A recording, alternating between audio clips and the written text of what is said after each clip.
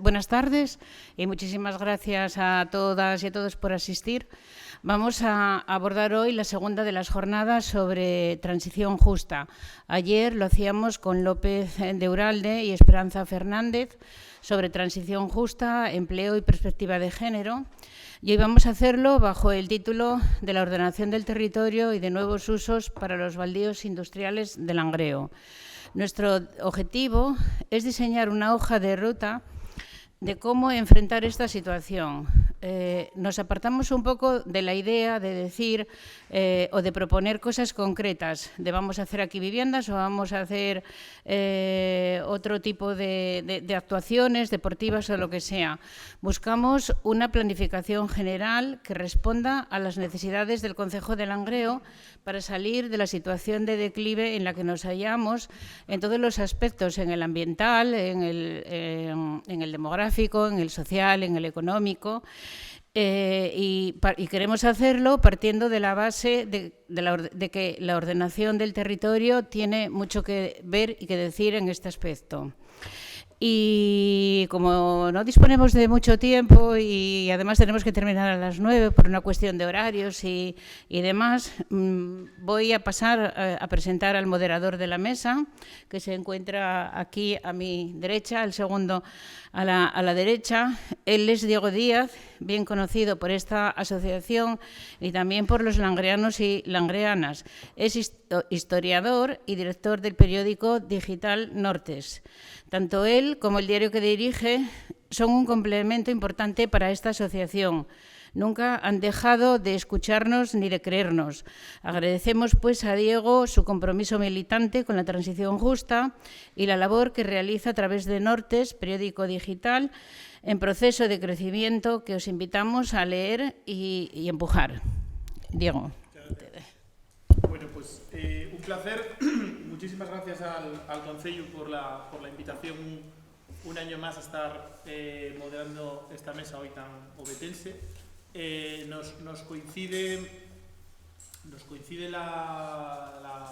el acto de hoy con una manifestación muy importante en Gijón por el futuro de Duro Felguera, empresa emblemática del concejo.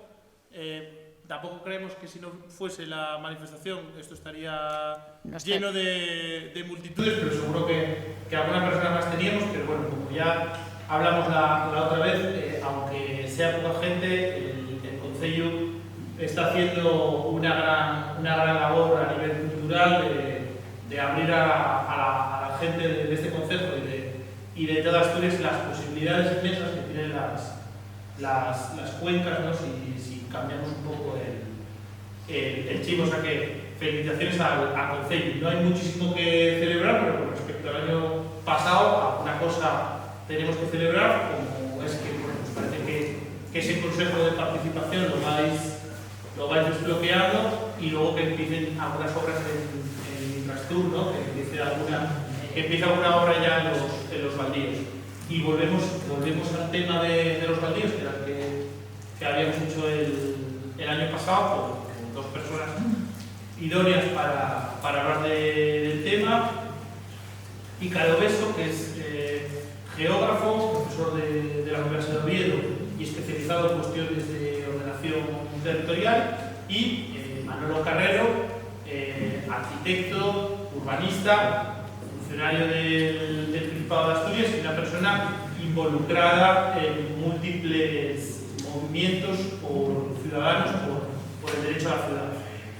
Fundador de Imagen Boulevard, de Uniendo Barrios, y también militante muy activo en otro movimiento por el derecho a la ciudad, en este caso por el derecho a la vivienda, que es la plataforma de afectados por la hipoteca, y que va a ser la primera persona en hablar. Muy bien.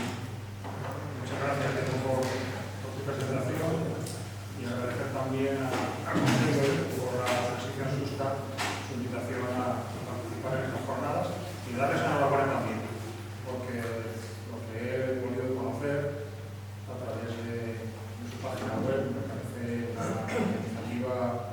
¿Puedes levantar un poco la voz? ¿Ahora? Perdón. No, decía que que esta iniciativa del Concello me parece muy, muy interesante y voy a seguirla con atención, porque yo creo que más que nunca es fundamental que la sociedad civil se organice y se movilice para participar activamente en el futuro de su entorno, en la configuración de su entorno y de la verdad todo el contenido de la página web y todos los planes que se están elaborando y esa iniciativa de crear un consejo ciudadano para seguir y para tener protagonismo en el proceso de transición justa en Langreo me parece muy interesante. En estos 20 minutos mi idea era reivindicar, en primer lugar, el papel de la ordenación del territorio y su capacidad para contribuir a conseguir un cambio del modelo territorial en las cuencas mineras o en cualquier otro ámbito. Es una disciplina que está bastante desprestigiada, si se quiere, ¿no? Pero yo creo que sigue vigente y que es muy necesaria. Yo creo que la experiencia de los recientes y no tan recientes planes de recuperación económica en Asturias así lo demuestra. Y después voy a intentar presentar algunas dimensiones, algunos retos que desde mi punto de vista deberían ser tenidos en cuenta a la hora pues, de pensar un futuro para los terrenos baldíos de Langreo y también de todas las comarcas, ¿no? Y que normalmente no se suelen tener en consideración. ¿Por qué digo que la ordenación del territorio está bastante denostada? Pues por varias razones. Yo creo que hay una tendencia general hacia la desregulación, ¿no? Hacia una liberalización progresiva de todas las actividades públicas bajo un concepto de que todas estas cuestiones del urbanismo y la ordenación del territorio son trabas, son obstáculos burocráticos que la Administración va imponiendo y que dificultan la aparición de iniciativas económicas, etc. Yo creo que eso es absolutamente falso. También tiene que ver pues, con un cierto desprecio y un cortoplacismo, ¿no? Porque, claro, al fin y al cabo, ordenar el territorio significa, por un lado, tener una dirección, tener un objetivo al que ir, y eso no se consigue en un año, ni siquiera en un periodo electoral. Por lo tanto, son proyectos y son planes que necesitan tiempo, que necesitan mucho acuerdo social a lo grande, ¿no? Entonces, esas son virtudes de las que en esta región pues todavía no las practicamos, ¿no? Quizá tenga que pasar bastante más tiempo. Entonces, en este ambiente general, ¿no?, de desprestigio de esta disciplina, como decía, yo creo que hay que reivindicarla por lo que tiene de racionalidad, en primer lugar, de encontrar pues, cuáles son los usos más adecuados para cada territorio y lo que es más importante, ¿no? Pensar de una manera transversal y teniendo en cuenta pues, toda la complejidad que presenta un territorio, y eso significa pues, reflexión y significa acuerdo, y como decía, pues, en estos tiempos que corren eso no es muy frecuente. Y sobre todo partir de un concepto que yo creo que es fundamental, que es que el territorio no es algo estático, que no cambia, sino que el entorno en el que vivimos es esencialmente dinámico, está cambiando constantemente. Y eso tiene que ver pues, con cierta idea, que yo creo que está muy extendida en esta región, cierta nostalgia de un pasado presuntamente glorioso o del que nos podemos sentir orgullosos, y eso es cierto. Hay una identidad territorial en Asturias muy fuerte que permea todos los aspectos del territorio, ¿no? La zona rural, el pasado industrial, minero, etcétera, pero que se queda ahí, ¿no? Estamos siempre mirando hacia atrás, intentando mantener o volver a ser lo que fuimos sin darnos cuenta. ¿Veis? Por ejemplo, esta es una imagen, un fragmento del mapa geológico, de lo que hay debajo de esto. La geología no cambia. Cambia, pero tan lentamente que nosotros no la percibimos. Pero los paisajes en los que vivimos, y por ejemplo esta es una imagen, pues estamos aquí, ¿no? Estamos en este entorno en el año 70, pero que se ha ido transformando, se va cambiando inexorablemente, el tiempo no se detiene. A mediados de los años 80 la Felguera era así, ¿no? Y ahora es así y va a seguir evolucionando. Y estos cambios se concretan, pues, para bien y para mal, ¿no? Para algo positivo, como ha podido ser, bueno, pues toda la regeneración urbana que fue el Peri del Puente en los años 80 para pasar de esta situación absolutamente caótica, insalubre, etcétera, con un paso intermedio que fue, por ejemplo, la urbanización y la creación de una trama urbana que conectaría con Sama a esta situación actual, ¿no? Nosotros, pues, si no me equivoco, pues estamos aquí, ¿no? O sea, en esta somos testigos, vosotros y vosotras sobre todo sois testigos de cómo ha cambiado este paisaje, no solamente en el medio urbano, sino en el medio rural. El medio rural asturiano que tenemos en nuestra cabeza asociado pues con una imagen idílica de prados, de un sistema de explotación agraria que ya no existe, que desde hace 70 o 80 años ya no existe, y sin embargo parece que no nos damos cuenta, porque claro, los cambios, estamos metidos en ellos, los vamos sufriendo, pero no los vamos percibiendo como ese paisaje que respondía precisamente a una forma de explotación de la tierra muy determinada, ahora ya no tiene ningún sentido. Por eso, yo creo que la primera reflexión es no tener miedo a los cambios en el territorio y utilizarlos en nuestro favor, ¿no? Afortunadamente, nada está fijado y podemos aprovechar esa dinámica territorial para lo más importante, que es dirigir el cambio, ese cambio territorial, hacia donde nosotros queramos. Y por eso pongo la imagen de la brújula, ¿no? Porque al final la ordenación del territorio es marcarse un modelo territorial, cómo queremos ser, qué quiere ser Langreo dentro de 30, de 40 años, y aplicar una serie de técnicas hacia ese objetivo, que no tiene por qué ser fijo, rígido, que es otro de los reproches que se hace a la ordenación del territorio, ¿no? Puede ser dinámico, puede ser ajustable, porque los territorios cambian y las circunstancias cambian, y si no, que nos lo digan a todas nosotras en los últimos 10 años, donde los cambios sociales y económicos se están acelerando de manera brutal. Por tanto, tener una dirección, ¿no? Para no perderse, para orientarse, ¿no? Y tener una estrategia. Uno de los rasgos fundamentales desde el punto de vista de la ordenación del territorio es la visión estratégica. Cuando en 1805 el almirante Horacio Nelson se enfrentó a la escuadra franco-española en Trafalgar, tenía una estrategia y no estaba improvisada.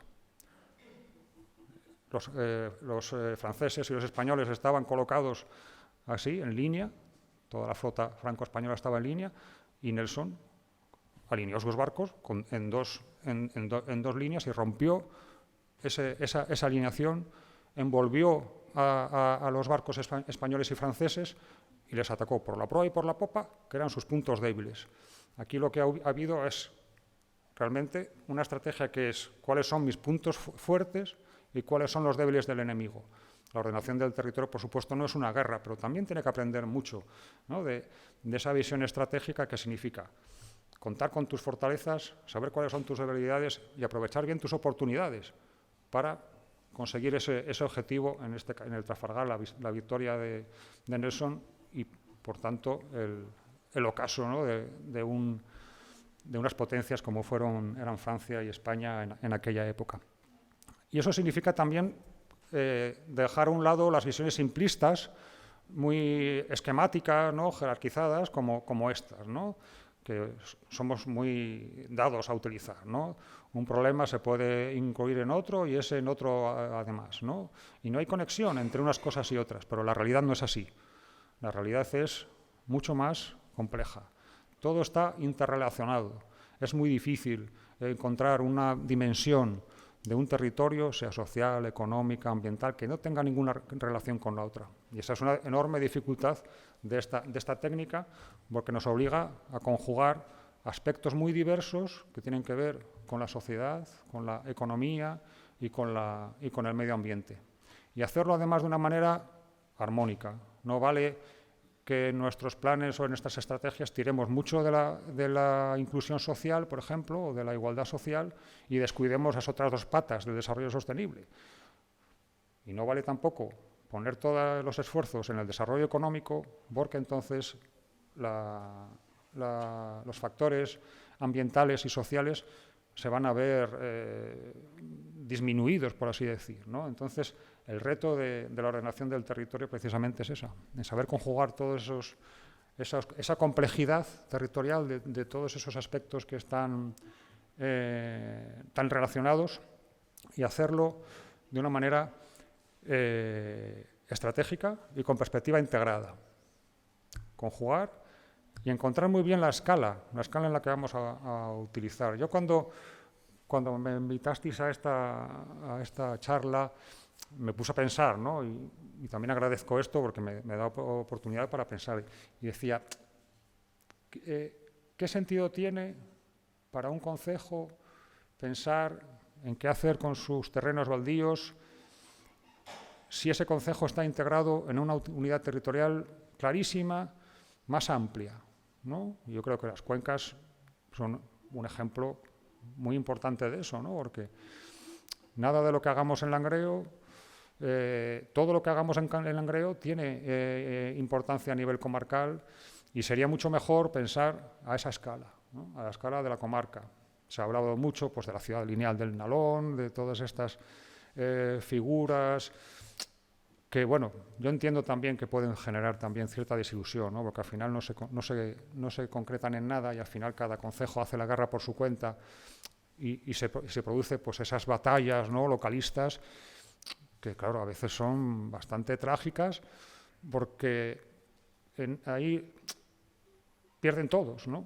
Porque seguramente una elección más equilibrada de los equipamientos, con una visión más comarcal, pues tendría en cuenta ese tipo de cosas para conseguir comarcas más fuertes y que aprovechen mejor los recursos en un tiempo en que son escasos, ¿no?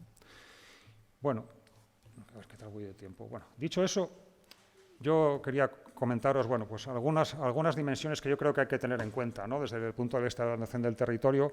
Hay muchísimas más, pero las que a mí ahora me interesan, veis, por ejemplo, aquí esta imagen de lo que podría ser una ciudad lineal, si estuviera bien estructurada, si hubiera esa altura de miras, ¿no?, de salir salir un poco de lo local, de unos concejos cuya delimitación responde a una realidad socioeconómica de hace más de un siglo y que ya no tiene mucho sentido, ¿no?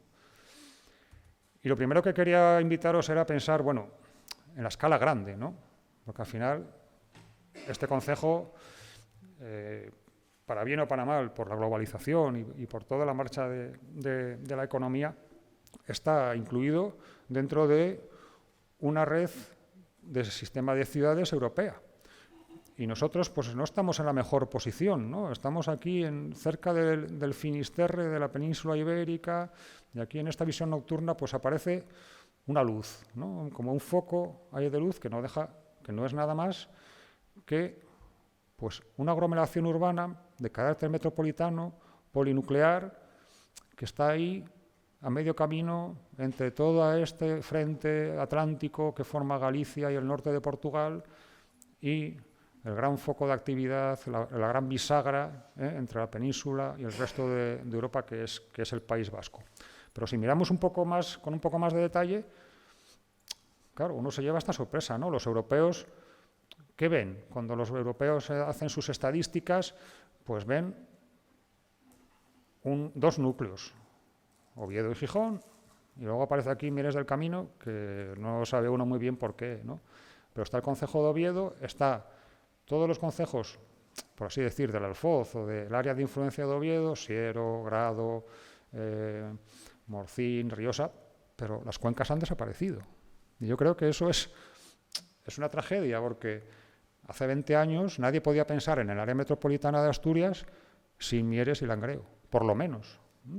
Y entonces, estar situado ahí, a este nivel europeo, en el contexto de un área metropolitana funcional formada por 850.000 habitantes, es muy importante, porque eso te pone en el mapa de Europa.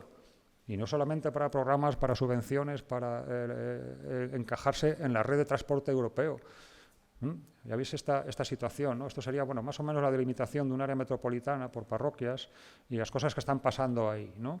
Cómo están ganando los concejos de la costa, sobre todo, porque la gente nos gusta ir a vivir cerca del mar.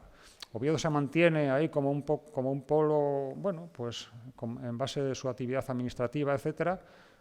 El núcleo emergente de Pola de Siero, creciendo por encima de 50.000 habitantes, generando actividad industrial, económica, etcétera, y el declive de una ciudad de Narón y una, también, ¿por qué no?, ciudad del Caunal, que se está desgajando de esa área metropolitana. Por lo tanto, no perder de vista la necesidad de que Langreo, todo el valle del Nalón, pierda ese tren, ¿no? Porque es fundamental.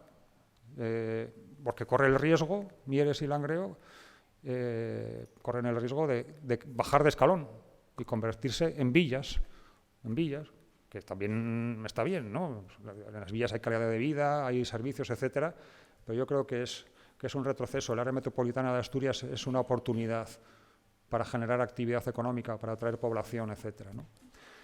Otra de las dimensiones que me gustaría compartir con vosotras es la amenaza climática, ¿no? Que está últimamente muy de moda, pero la ciencia desde hace muchos años nos está advirtiendo de que el cambio climático es real y que va a tener un impacto sobre todas nuestras sociedades con una serie de riesgos a los que, desde mi punto de vista, no estamos adaptados, ¿no? Ahí veis, los gráficos son muy elocuentes. Ahí, por ejemplo, veis cómo ha aumentado la temperatura media en Asturias desde el año 71, y las estadísticas y las series cada vez son más largas y cada vez hay, bueno, la evidencia ya científica ya es irrefutable. Pero estamos preparados para hacer frente a este reto. Están las ciudades de la cuenca y en concreto Sama o La Felguera adaptadas a lo que viene, porque lo que viene son incremento de las temperaturas medias, mayor frecuencia de la ola de calor y fenómenos meteorológicos cada vez más extremos y cada vez más frecuentes, lluvias torrenciales, etcétera, etcétera, ¿no? Entonces hay ciudades que están convirtiendo, pues, espacios sin vida, espacios absolutamente abandonados, en verdaderos ejes verdes que están contribuyendo, pues, primero, a reducir las emisiones de gases de efecto invernadero, por tanto, mitigar los efectos del cambio climático y también a mejorar la capacidad de adaptación de nuestras ciudades ante esos impactos que son evidentes y que ya los estamos viendo, ¿no? ¿Y cómo lo hacen? Pues con un nuevo concepto de la urbanización de los espacios públicos. Los espacios públicos ya no pueden ser esas superficies impermeables, sin árboles. Tenemos que naturalizar nuestras ciudades. Y yo en La Felguera y en Lada sé de muchos barrios que necesitan pavimentos permeables para que el agua de lluvia se filtre al acuífero y para que recuperemos el ciclo natural del agua. Superficies verdes para que se produzca evapotranspiración, para rebajar la temperatura durante las olas de calor, etcétera, ¿no? Estamos hablando de calidad de vida ante un futuro que está ahí, que es ya inminente, ¿no? Otra consideración también que os planteo. Dice, ¿cómo podemos conseguir que Langreo o que la comarca del Nalón siga produciendo servicios ecosistémicos. ¿Qué es eso de los servicios ecosistémicos? Pues son cosas esenciales para la vida dentro de nuestra región, ¿no? La regulación de todos esos equilibrios muy débiles que abarcan la polinización, producción agraria, la regulación del clima, cómo somos capaces de crear condiciones más agradables y que no impacte la salud. La gente se muere por las olas de calor y esto va a ir aumentando si no somos capaces de adaptarnos a ello, ¿no? La calidad del aire, la calidad del agua, cómo nos protegemos frente a los peligros y a los riesgos naturales y a los antrópicos, ¿no? Cómo un concejo como Langreo puede producir alimentos. ¿Por qué no va a volver Langreo o otros concejos a producir alimentos en sus vegas fértiles? ¿Por qué no va a producir energía limpia, materiales, recursos, etcétera? Y también, muy importante, los bienes inmateriales, ¿no? Vivir en un entorno agradable previene enfermedades, es salud pública y también nos da inspiración y capacidad de sociabilidad. Esto del cambio climático y de los impactos no es ninguna broma, porque incluso ya los organismos oficiales, como la Confederación Hidrográfica del Norte, pues ya lo está teniendo en cuenta en sus planes. Y, por ejemplo, veis aquí en este mapa cómo toda la cuenca del Nalón va a sufrir un incremento muy significativo del riesgo de inundación debido al cambio climático. Como os decía, las precipitaciones van a ser... los modelos no dicen que vaya a llover más o menos, pero sí que va a llover de manera mucho más violenta. O sea, los episodios de lluvia van a ser más intensos y cada vez más frecuentes, ¿no? Yo con este plano, bueno, la verdad me impactó, ¿no? Estos son estudios de la Confederación Hidrográfica, no lo ha hecho un grupo ecologista, y aquí estamos hablando de un riesgo de inundación con un periodo de retorno de 10 años. ¿Qué quiere decir esto? Pues que en un año la probabilidad de que esto ocurra, de que se inunde todas estas calles y todos estos espacios por el efecto de las lluvias torrenciales, es el 10%. Pero a medida que pasan los años, esa probabilidad aumenta y de aquí a 25 años hay el 92,8% de probabilidades de que ocurra esto. ¿Estamos preparados aquí para hacer frente a este riesgo que tiene unos costes económicos calculados por la Confederación de 25 millones de euros? Yo lo dudo, ¿no? Por eso creo que hay que tener en cuenta estas cosas a la hora de, bueno, pues de plantear usos del suelo, etcétera.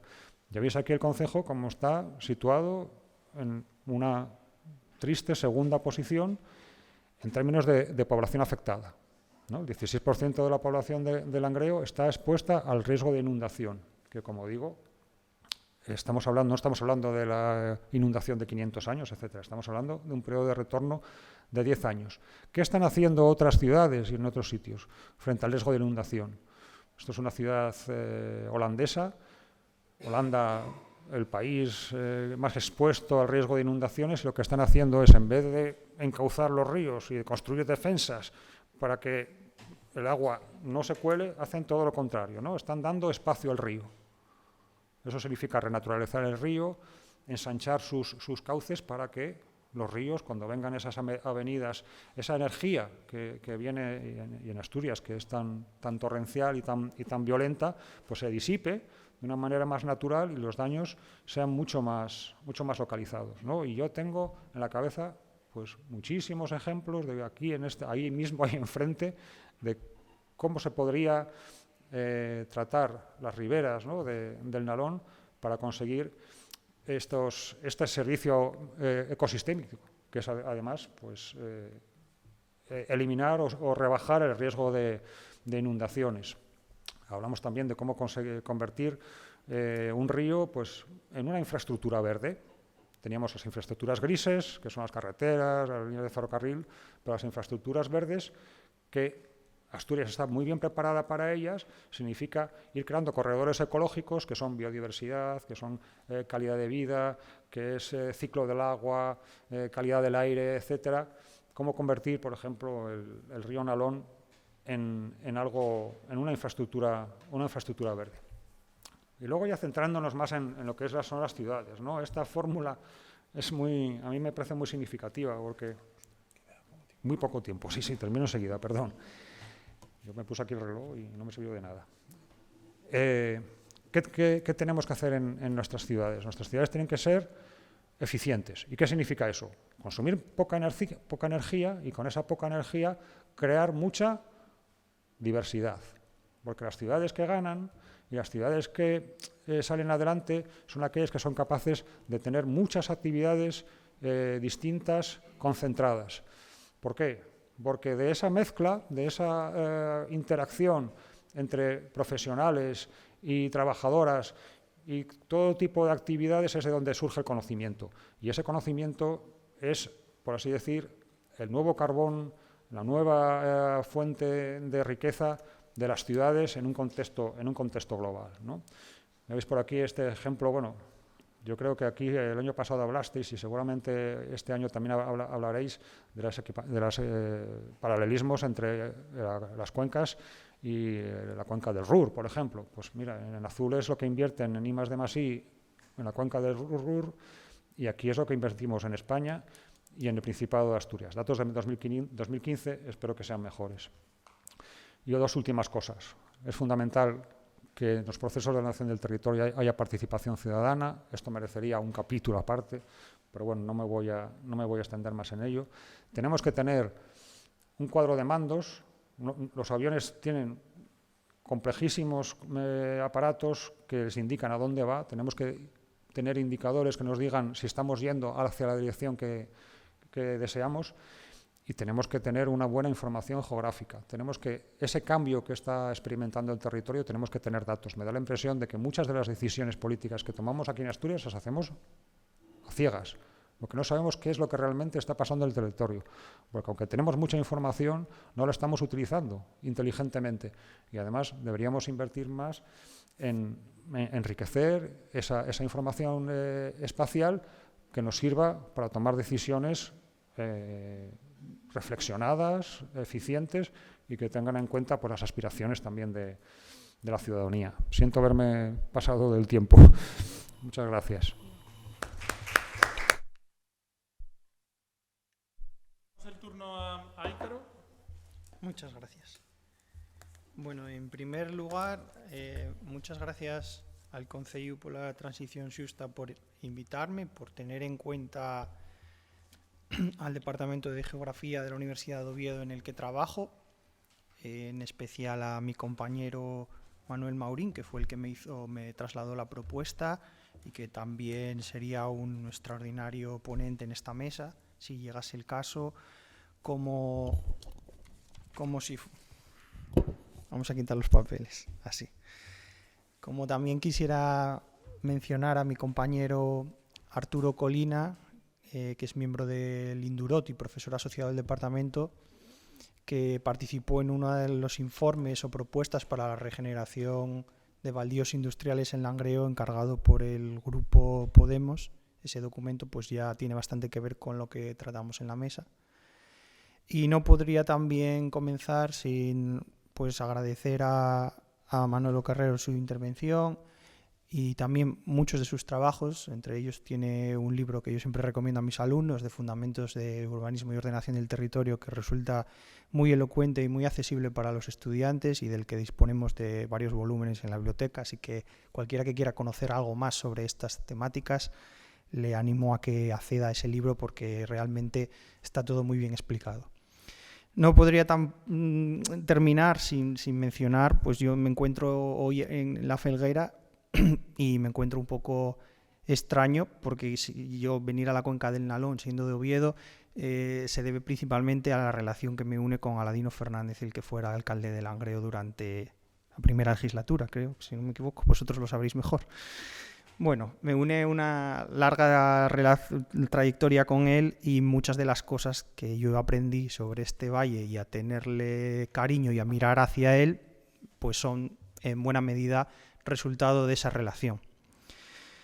En lo que a nosotros nos compete, la regeneración de baldíos industriales en Langreo, hace unos meses hicimos una presentación en la Casa de la Huelga acerca de un trabajo que se titulaba La insuficiencia de la función cultural para la regeneración de espacios desindustrializados, que pertenece a un volumen editado por la Universidad de León, por la catedrática Paz Benito del Pozo, que es una experta en cuestiones que tienen que ver con la industrialización y el patrimonio. Y en aquella presentación pusimos algunas claves de nuestro trabajo, pero cuando Aladino subió a la mesa, pues habló básicamente de esto, de la regeneración de este espacio. Yo intentaré retomar un poco el hilo de esa intervención, hacer algunos apuntes teóricos sobre qué es la ordenación del territorio, comentar qué instrumentos se disponen, explicar lo que podría ser una hoja de ruta, si al público le sirve para participar con más recursos en este proceso, pues yo estaría encantado. Y finalmente ilustrar de alguna manera cómo puede ser una estrategia concreta o un proceso de este estilo a través del caso de la cuenca del Ruhr, la que pude conocer durante una estancia de estudios hace ya bastantes años, en el 2012, hace 10, que estuve en la Universidad del Ruhr de Bochum. En alemán se dice Ruhr-Universität Bochum, o sea que llevan el nombre bien pegado ahí. Ahí hubo muchas actuaciones, intentaré sintetizarlas y qué lecciones podemos extraer, porque la escala en geografía lo es todo y la cuenca del Ruhr en cuestiones de superficie y de dimensiones comparado con la cuenca del Nalón, pues es bastante diferente, es mucho más grande y hay más recursos y más personas, entonces no se puede trasladar. Las cosas hay que plantearlas desde el contexto en el que estamos y no coger soluciones copiadas y implantarlas en el territorio, sino que tienen que nacer de aquí. Y empiezo por recuperar alguna cuestión teórica, ya mencioné ahora mismo territorio, y es que muchas veces entre incluso las personas supuestamente especialistas se mezclan los conceptos. Territorio, espacio, paisaje, y eso nos tiene que quedar claro porque, como decía Emilio Lledó, el filósofo, la manera en que nosotros ponemos nombre a las cosas denota cómo concebimos el mundo que nos rodea. Entonces, no es lo mismo llamar a unas cosas vaso que vasu. Ya estamos teniendo ahí alguna concepción del mundo diferente. Pues lo mismo, el territorio es un espacio administrado. ¿Y eso qué quiere decir? No es un espacio vacío, un esquema R3 con 3 coordenadas, no es un espacio fluido como el que puede haber aquí dentro de la jarra, no. Cuando hablamos de espacio administrado, quiere decir que sobre el espacio en el que vivimos existen unas instituciones, existe una sociedad, existen unos acuerdos normativos y esos dan lugar después a determinadas decisiones. Entonces, cuando hablamos de ordenar el territorio, estamos hablando de ordenar un espacio administrado. Hasta los años, bueno, lo sabéis vosotros bien, mejor que yo, porque yo nací después, hasta el año 77 ese espacio se administraba, vamos a decir, de aquella manera. A partir del 77 entramos en un sistema democrático que no quiere decir que ese espacio administrado sea únicamente administrado por la función pública o por los representantes políticos, porque hay contrapesos privados muy fuertes. Mismamente en las cuencas mineras el protagonismo de las empresas es trascendental para entender el territorio. En algunas reuniones que he tenido en Mieres en las últimas semanas, pues prácticamente una cuarta parte del territorio mierense es propiedad de UNOSA. Y UNOSA ha estado haciendo actuaciones en aquel concejo durante toda su vida, muchas veces sin pedir permiso, sin pedir licencia, lo que quisiera. En el caso del concejo de Langreo, pues quizás Duro Felguera ocupe ese papel de transformar completamente el territorio y de darle el carácter que ahora mismo tiene. Una vez que se instaura este proceso democrático, paralelamente, porque más o menos llega a España a hablarse de ordenación del territorio en esos años, entre principios de los 80 Entonces, el cuerpo teórico que tenemos de ordenación del territorio es muy reciente, no llega a tener prácticamente 40 años. Es una disciplina en crecimiento que, como decía mi compañero, mi colega Manolo Carrero, que además es doctor en geografía, con una tesis en el departamento también, así que compartimos bastantes cosas. Pues como decía él, la ordenación del territorio está bastante denostada, se interpreta muchas veces como traba.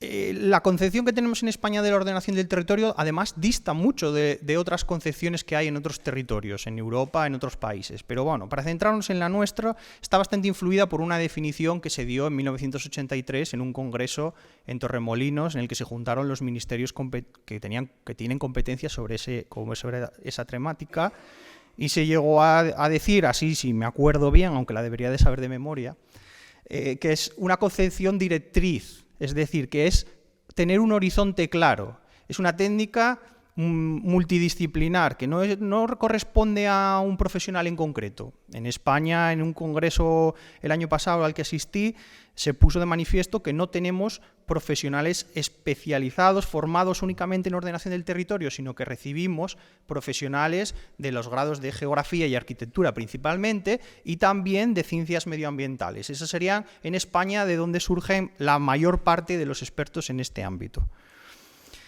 Bien, una vez que tenemos entendido que es un espacio administrado, que por lo tanto vivimos en sociedad y todos tenemos diferentes aspiraciones, llega el momento de dejar de matarse a palos y arreglar las cosas civilizadamente. Ahí surge el marco legislativo.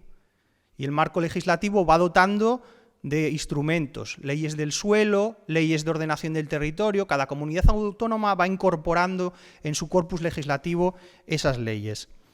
En Asturias hubo ya una primera de coordinación en el 87. Bueno, ahora mismo se está hablando de que quizás, eso lo vas a ver seguramente mejor, Manolo, que yo, que pueda haber una nueva ley en un futuro a medio o corto plazo. Bueno, pero el marco legislativo lo tenemos. Y de ahí cuelgan los instrumentos, que es lo que ponemos en práctica.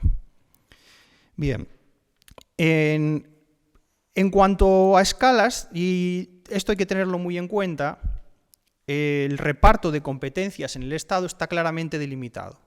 La competencia para ordenar el territorio en la escala local corresponde al planeamiento urbanístico y a los instrumentos de planeamiento urbano, que normalmente hacen los ayuntamientos. A la escala autonómica es lo que llamamos propiamente la ordenación del territorio. Entonces hay que distinguir las escalas. A diferencia de otros países europeos, España no tiene ordenación del territorio nacional.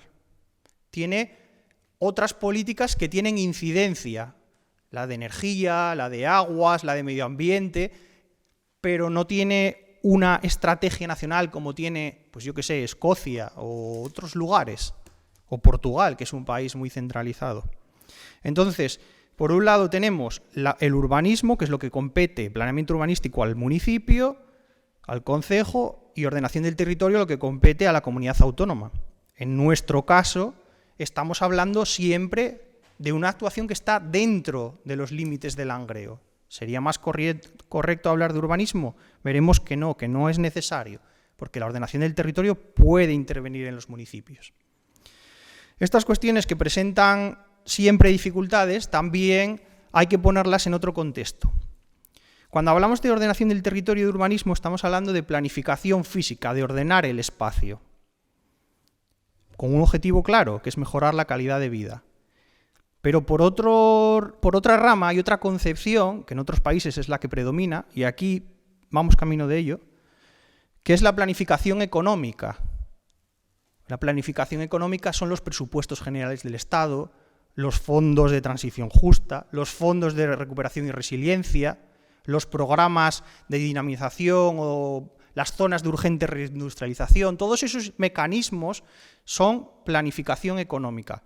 Y esa planificación económica se hace para crear empresas y crear empleo, pero no tiene en su cabeza la ordenación del espacio normalmente, y adolece precisamente de eso.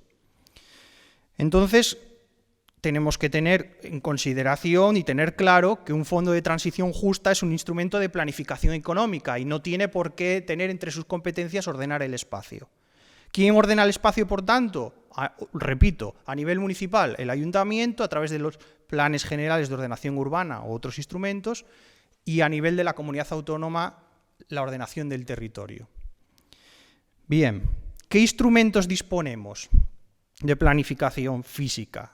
En la escala, en la ordenación del territorio, en el Principado, disponemos de directrices de ordenación del territorio aprobadas en 1991. Ese sería, en otras comunidades se llama de otra manera, plan de ordenación o plan de otros nombres, pero en el nuestro, en el caso, se llama directrices de ordenación o directrices regionales de ordenación. Y ahí se marca cuál queremos que sea el rumbo de la comunidad autónoma, es decir, de este espacio administrado que es Asturias, ¿cuál es la voluntad de la sociedad que aquí vive acerca del territorio en el que habita? Por eso, iniciativas como esta lo que ponen de manifiesto es que hay una sociedad interesada, que tiene unas aspiraciones y que tiene que encontrar la manera de darles salida, cómo canalizarlas. Esas directrices de 1991, bueno, ya hemos debatido muchas veces de ellas y hemos hablado, pues quizás convendría que se renovaran.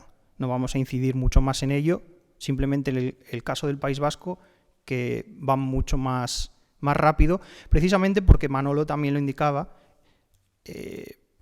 hay que llegar a consensos, hay que hacer renuncias, hay que conseguir acuerdos sobre materias clave, y eso es muy difícil, con una sociedad cada vez más compleja, que se puede ver, por ejemplo, en la representación en la Cámara de la Junta General, de dos o tres partidos a 5 o 6. Pues eso ya es un ejemplo de cómo la sociedad tiene muchas diferencias y es difícil juntarse. Yo creo que con el tiempo vamos a ir viendo que, a pesar de que haya tantos partidos, esos van a acabar aprendiendo a pactar y a llegar a acuerdos. Ahora mismo estamos más en una dinámica así como de bloques o querer seguir buscando mayorías, pero se va a empezar a tejer como alianzas, porque en otros sitios donde ya lleva más tiempo existiendo esa diversidad, se dan esos casos.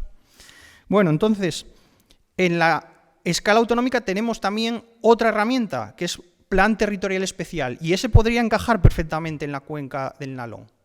Entonces, ¿qué es lo que hace falta? Voluntad política en la escala en el Principado de Asturias para intervenir y diseñar un plan territorial exclusivo. ¿Por qué?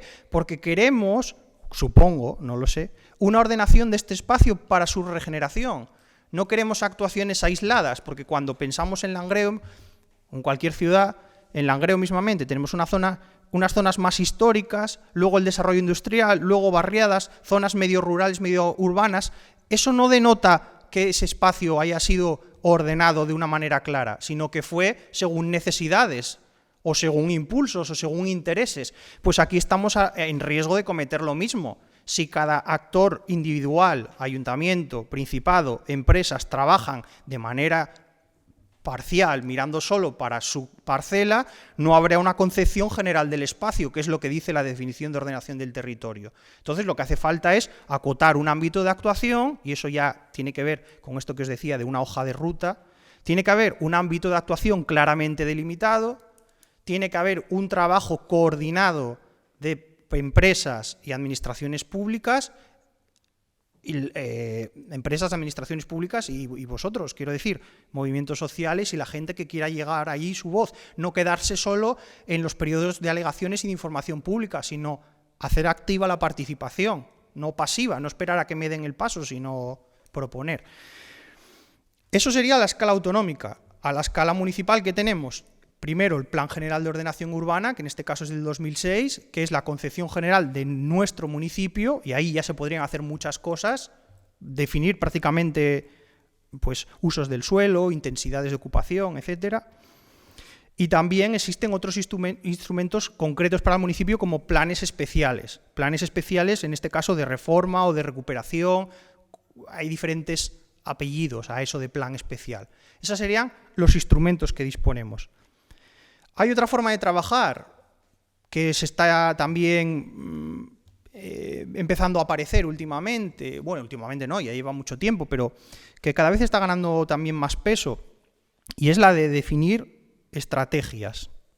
Cuando es difícil, como muchas veces estos instrumentos son muy rígidos, como es muy difícil llegar a consensos, el territorio va cambiando, las necesidades se hacen más agudas, entonces hay que atajar eso de alguna manera. ¿Y eso cómo se lleva a cabo? Pues a veces se hacen lo que se denominan planes estratégicos, que no tienen una vinculación directamente legal, sino que se marcan unas metas, qué es lo que quiero para este territorio, y se desarrollan una serie de ejes concretos y después acciones que suelen llevar respaldo presupuestario. Y esas acciones o medidas concretas se puedan ir haciendo poco a poco, aunque no haya por lo menos un consenso generalizado, porque es una manera de ir trabajando. Hoy cuando me entrevistó la prensa, solté en inglés, no sé, espero que no salga mañana, que también está muy de moda un término, que esto es bastante innovador, que escrito en inglés es Lean Urbanism, que quiere decir, no sé cómo traducirlo, que se escribe LEAN, ¿vale? En español, LEAN. Y eso quiere decir, es un urbanismo que se aplicó mucho en países pues, del hemisferio sur o países que tenían muchos problemas estructurales, para poder hacer pequeños pasos para llegar a un fin. Eso trasladado a nuestro territorio, pues se puede asemejar a un plan estratégico, tener una idea clara y después dar pequeños pasos. Queda mucho más guapo si dices Lean Urbanism que lo otro, pero bueno, por eso digo, espero que no salga. Pero bueno, a veces hablas y improvisas y pasan estas cosas. Entonces, en primer lugar, aquí hemos, para ir resumiendo ya, para ir cerrando y pasar a lo de la cuenca del Ruhr, aquí hemos pasado de un lugar muy productivo, que a mediados del siglo pasado tenía el 79% de los puestos de empleo en el sector industrial, y por tanto hay una gran bolsa ahora, que ya que no, como no hay industria, pues es una gran bolsa que en el informe del Indurot se denominan, pues se identifica cuáles son los suelos baldíos que no tienen uso, los suelos baldíos que necesitan recuperación y cuáles son los que están altamente contaminados. De la que venía hoy en coche, veía ahí trabajar en Nitrastur el proceso este de fitorremediación o lavado de suelos, no sé cuál de los dos estarán haciendo. Bueno, entonces ya se están dando algunos pasos, pero ¿es una idea general o cada empresa va por su lado?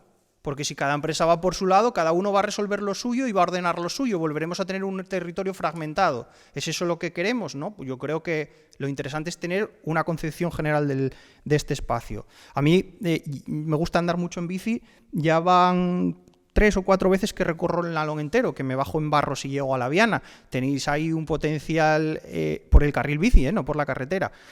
Un eje que, bueno, se podría recuperar, pero aparte, ya hablando de cuestiones más de diseño o características que se pueden aplicar, es decir, normalmente el periódico me pedía como que pensase una respuesta ya, un diseño, una idea maravillosa. Yo eso no lo di, porque para mí eso es una osadía. Lo que tiene que haber es un pliego de condiciones, y esto iría otra vez en la hoja de ruta, es decir, juntarse todos los actores, trazar un horizonte, definir un ámbito, cuál es el horizonte al que queremos llegar, y después sacar un pliego y un concurso, y que haya un equipo especializado que haga esa ordenación. Eso serían las cosas como se suelen hacer. Si me permitís también mi propia osadía, quizás por la magnitud que esto conlleva, por las empresas que están implicadas, no hay muchos equipos capaces de hacer esto con éxito. Yo, como recomendación, intentaría entrar en contacto con sociedades como SEPES o alguna cuestión de estas. Vamos, no dejaría que pudieran congeniar Iberdrola, Duro Felguera, Ayuntamiento, Ministerio, fondos europeos y todo hacer como una sociedad para la regeneración de este espacio. Eso sería, yo creo, lo más práctico. Hay zonas que necesariamente tendrán que ser verdes por el riesgo de inundabilidad, y ahí vuelve a entrar ese carril bici que no es carril bici, es una senda ciclopeatonal, pero que bueno, que puede ser ese eje. Y después también me preguntaban ¿qué usos daría este espacio? Desde luego nada monofuncional. Y os voy a leer una cosa. 1996, Aladino Fernández. El sometimiento a la coyunturalidad de los ciclos económicos dificulta la corrección de los problemas señalados. Y este fenómeno es tanto más claro cuanto mayor sea la especialización funcional del núcleo. porque la superespecialización, sobremanera en industria de cabecera o minería, aumenta la vulnerabilidad económica y, por tanto, la incertidumbre sobre el ciclo económico hasta el extremo de que los cierres pueden ser definitivos y reducir a cero la rentabilidad de las instalaciones. Podemos hacer muchos polígonos industriales, pero hoy en día la Asturias en la que vivimos permite que una persona viva en Villaviciosa y trabaje en Langreo.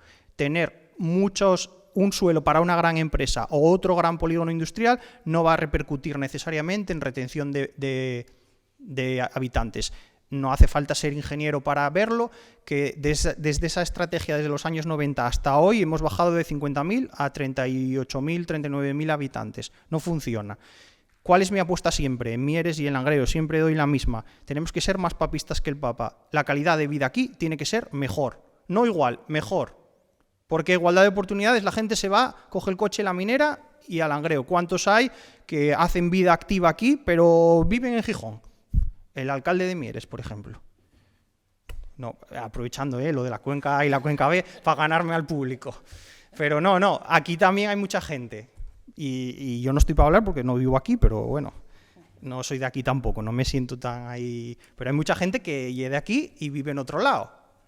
Bueno, pues entonces, ¿qué hay que hacer para conseguir que la gente viva aquí? Pues, por ejemplo, mezcla de usos. Eso de monofuncionalidad ya lo apunta bien aquí Aladino, no funciona. Casi todos los desarrollos más recientes tienen mezcla de usos y ahí vamos ya entrando con la cuenca del Ruhr. En la cuenca del Ruhr, yo estuve en el 2012, ahí hay muchos más millones y se dispone de este a oeste y son casi 70 kilómetros entre Dortmund y la confluencia con el Rin en Duisburgo y 30 kilómetros casi de norte a sur. Es media Asturias prácticamente. La dimensión es muy diferente.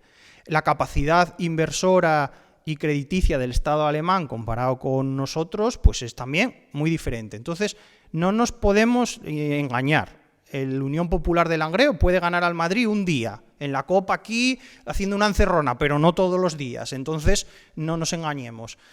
¿Qué lecciones podemos sacar? Recuperación del patrimonio. No para comer en el suelo, es decir, no queramos coger el patrimonio y dejarlo como si fuera un museo. Que se pueda transitar, que se pueda utilizar la intervención mínima viable, para que eso no caiga y se pueda mantener. Por ejemplo, el Pozo Santa Bárbara en el Valle de Turón me parece una cosa bastante bien hecha. Poca intervención, lo justo para poder utilizarlo, sin mucha millonada. ¿Qué más cuestiones? La recuperación medioambiental del río. Eso tiene que pasar por la ribera del río, no del río. Descontaminación, como está sucediendo ahora, reservar el área que se pueda inundar. Ese área tiene que ser necesariamente verde y, por ejemplo, en aquellos lugares donde sea necesario plantar las plantas que contribuyen a la recuperación. Y tener usos del suelo, digamos, blandos o que se puedan mover o que se puedan inundar en determinadas zonas. No tiene por qué ser un verde ya prao y nada más. Puede ser huertos, que no pensemos en huertos solo para producir alimentos, o porque somos más ecológicos que nadie, sino porque los huertos también tienen una función social, de entretener a la gente, de relacionarse, de integrar a colectivos, pues muchas veces hay huertos que se dedican a personas con discapacidad, o personas que están pasando un proceso en su vida, pues yo qué sé, mujeres que han sufrido violencia de género, o personas que salen de cubrir del centro penitenciario, o de drogodependencia. O sea, es decir, que normalmente esos usos, muchas veces el huerto se critica como, ya están aquí los ecologistas que van a plantar lechugas al lado de la térmica. No tiene por qué ser así, también eso vale, pero tiene más valores que el de la producción agroecológica. Ese es un uso blando, pero hay más, parques infantiles, zonas de recreo. Zonas de recreo no tiene por qué ser aquí como en Sama, que trabajó mi hermano en el minigolf, que ahí no hay quien juegue, porque aquello da, mueres de la humedad ahí en la caseta, él trabajó allí de conserje unos años. Puede ser algo más grande, con caminos, con parque, mirar otras experiencias, no el típico parque infantil con caucho, sino algo que ocupe metros, que los guajes se manchen y que haya arena y que esos usos son blandos y eso puede estar ahí. ¿Qué más cosas se pueden introducir? Bueno, lugares de encuentro. de encuentro y paseo, de bancos, de zonas de reuniones, zonas donde se puedan hacer eventos, incluso playas fluviales. Que eso sería ya un ejemplo de que hemos llegado a un nivel de recuperación muy, muy grande. No me atrevo a decirlo ahora como inmediato, pero ¿por qué no en 20 o 30 años tener una playa fluvial a la que se pueda acceder a pie? Bueno, pues eso sería una solución. En la cuenca del Ruhr todo eso está articulado en torno a dos ejes, el río Ruhr y el canal del Emscher. El canal del Emscher, que está un poco más al norte, va uniendo un antiguo pozo minero y planta siderúrgica, que seguramente conoceréis, porque estando aquí esas referencias os suenan, Zollverein, la mina de la Unión Aduanera, que, para que veáis el cambio de escala, ahí se hizo un plan estratégico o master plan que dirigió o que ideó el arquitecto holandés Ren Koolhaas. Bueno, pues aquí igual nos tenemos que conformar con yo qué sé, con otros arquitectos más locales y que sepan mejor el territorio, vamos a decirlo así, para no dar nombres, que los hay, y buenos. Pero para que veáis el cambio de escala. Después, Landschaftspark, en Duisburgo, que está en el otro extremo, que es una antigua... altos hornos altos, vaya. Pues también es la mínima intervención. Uno va por ahí y va pisando los peldaños y ve que aquello está oxidado, que se cae, pero es un parque por el que se puede transitar. Todo unido por carril bici y las orillas del río a los dos lados transitables. Eso es una cosa que yo pondría en el pliego de condiciones, en cualquier estrategia de regeneración urbana del Nalón, que las riberas sean transitables.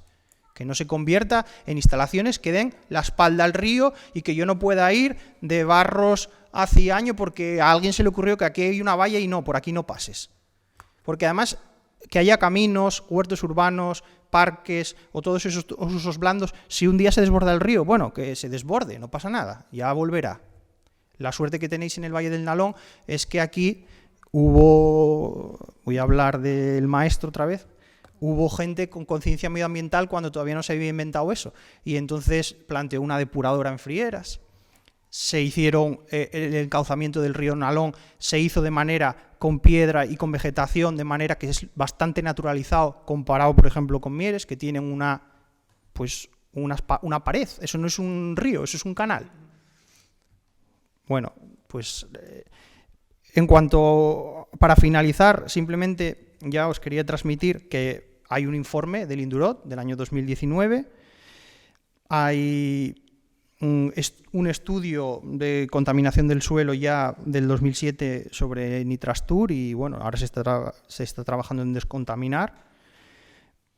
Os he intentado exponer un poco qué es el territorio, qué es la ordenación del territorio, de dónde nace, cuáles son los instrumentos y cómo articular una hoja de ruta que pasa por hacer no una organización, reunirse. Es decir, hay diferentes actores que tienen influencia en el territorio, esos tienen que hablar y decidirse para pensarlo en conjunto, definir un ámbito, encontrar el instrumento en el que mejor se acomode esto. Puede ser una estrategia, puede ser un plan territorial, puede ser un plan especial, el que sea, y posteriormente pues ejecutarlo intentando ver qué se hace en otros sitios, como en la cuenca del Ruhr, que podamos traernos aquí, pero no intentar copiarlo todo, no seamos nuevamente grandones, porque en Asturias somos todos muy grandones. Y las dificultades de alcanzar el consenso, bueno, ya lo decía Nuberu en esta canción tan famosa, que ¿cómo es? No hace falta decirlo que arrimamos poco el hombro. Bueno, pues hay que conseguir que se conjuguen los intereses de las empresas, de las instituciones públicas y de los ciudadanos, que eso es lo más difícil, y ahí esos profesionales de ordenación del territorio o ese equipo redactor que lo lleve a cabo deberá hacer esa función de mediación, que para eso es lo que le corresponde. Y nada más, muchas gracias por vuestra atención.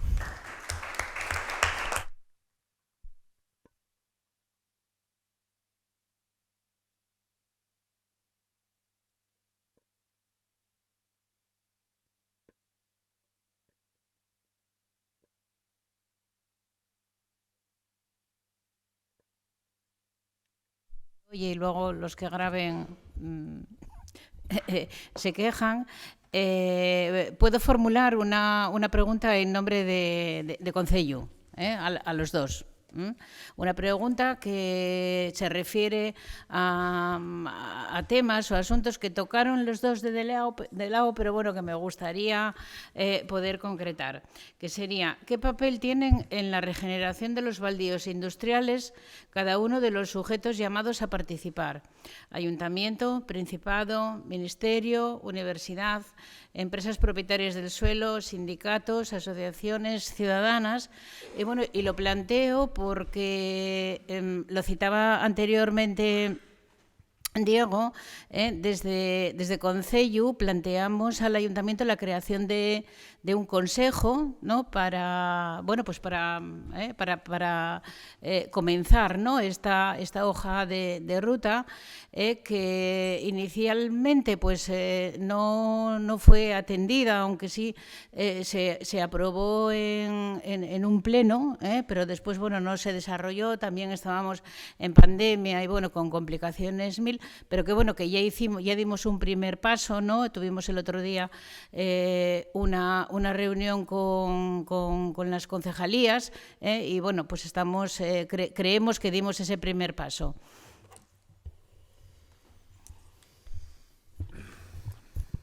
Bueno, yo creo que todas las entidades y colectivos que has mencionado tienen un papel que jugar, porque todas son actoras y todas tienen competencias. Vivimos en un mundo complejo y además con una distribución de competencias endiablada.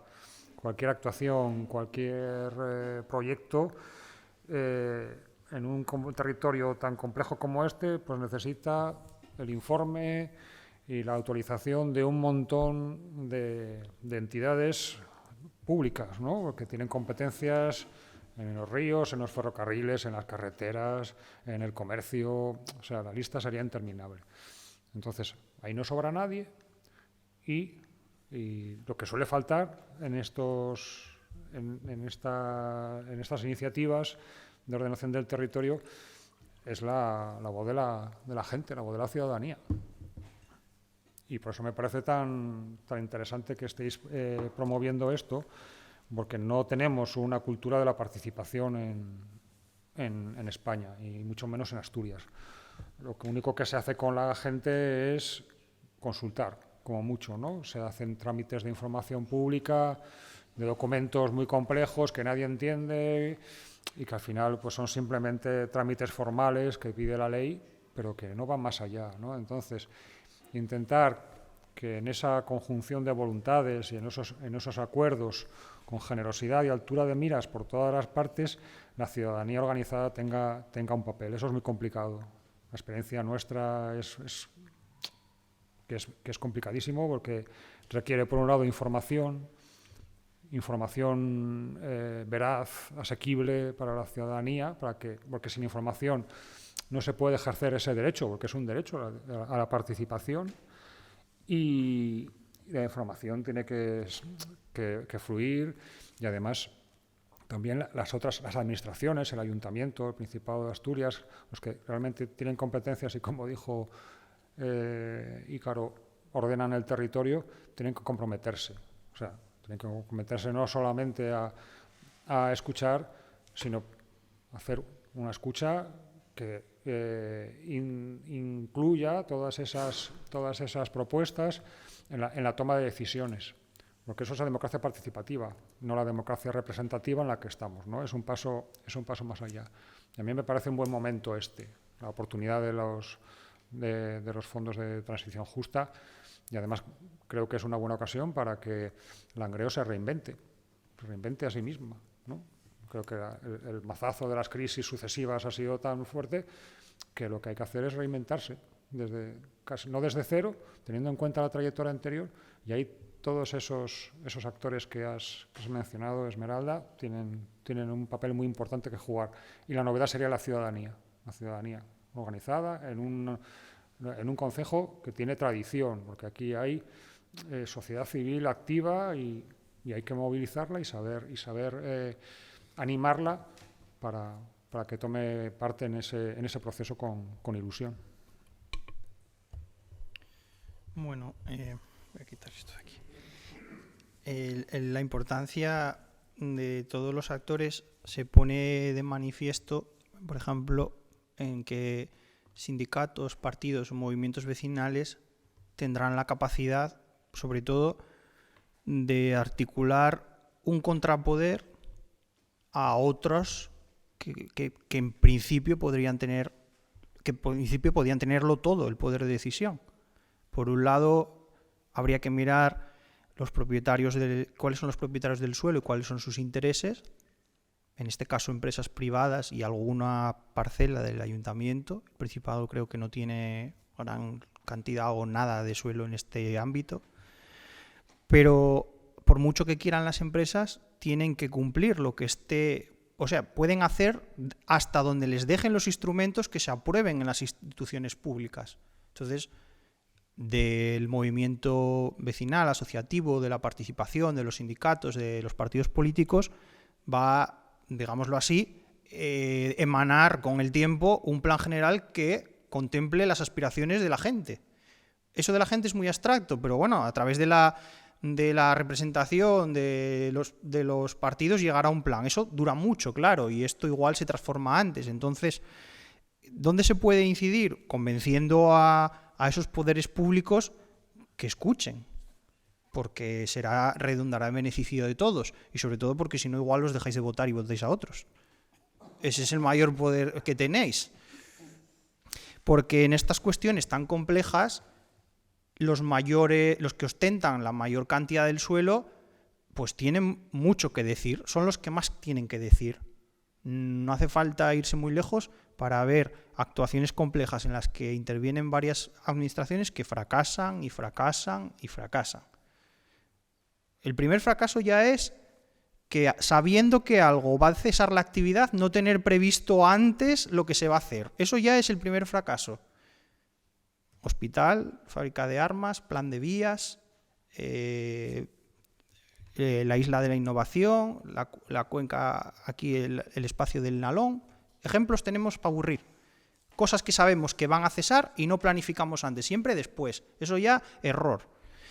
Pero es que muchas veces hacemos un plan muy bueno, y yo a veces trabajo fuera de la universidad haciendo planes, no los hago yo, colaboro con gente que las hace, y eso luego, el plan es guapísimo, les dan un premio y todo, pero al cajón, como dicen algunos funcionarios, para la nevera, que viene muy caliente, a que enfríe. Yo tuve un compañero en Siero que decía eso, y es verdad, porque al final, si eso no está negociado con los que dominan, los que tienen la propiedad del suelo, ¿de qué nos sirve? Y no os penséis solo que esa propiedad del suelo y ese poder de intervención, estoy hablando de empresas o actores privados o grandes propietarios, no, hasta las administraciones funcionan con balances económicos, y como no les ofrezcamos una solución que compense eso, ya podemos hacer lo que queramos. Entonces, el primer trabajo es negociar, y eso es lo más difícil, porque si no hay masa crítica, si no hay una organización, si no hay una estrategia clara, pues nos tomarán como el pito del sereno. Y eso es lo que suele pasar. Y las cosas se estancan y se estancan y se estancan. ¿Qué se puede ofrecer como solución? Intentar que nuestras propuestas, que normalmente las de la colectividad, ciudadanía, movimientos participativos, tienen como objetivo la calidad de vida, hacer ver a los que tienen como objetivo el beneficio económico, que algunas de las cosas que nosotros proponemos redundan en beneficio económico también, aunque sea a largo plazo. Eso es muy difícil, pero es una manera de enfocarlo. Porque si no, ya os digo, las cosas se bloquean. Podéis proponer lo que queráis, un equipo puede hacer un plan fantástico, pero eso puede quedar ahí y no hacerse. Entonces, tenéis la capacidad de quitar y poner representantes, de pedir diferentes instrumentos, pero quizás lo más sensato sea negociar con los actores principales, que son las grandes administraciones y la empresa privada.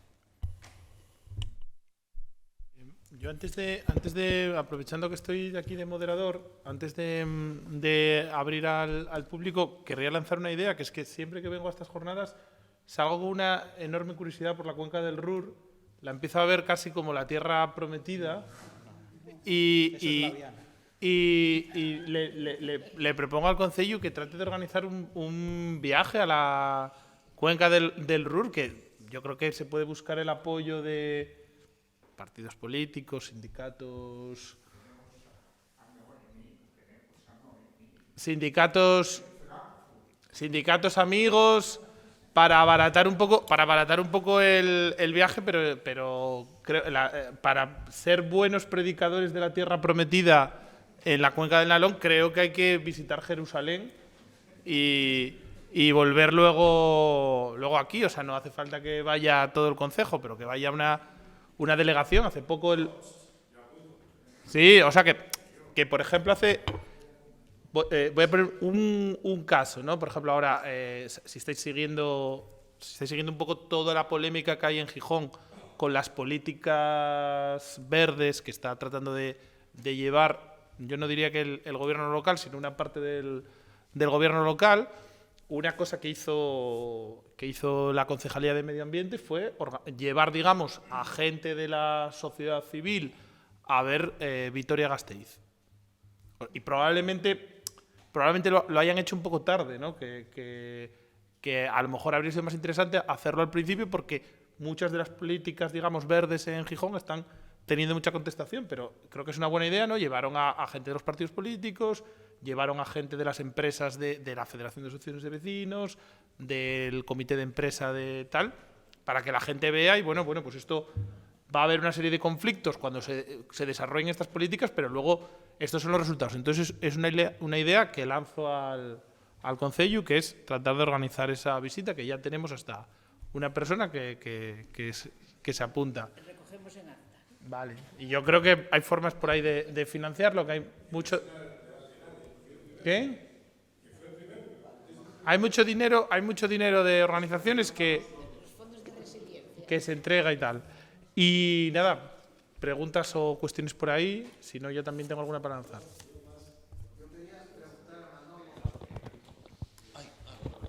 Yo quería preguntar a Manolo, que quedó impresionado con la escala esa que pusiste de posibilidades de inundaciones en Langreo.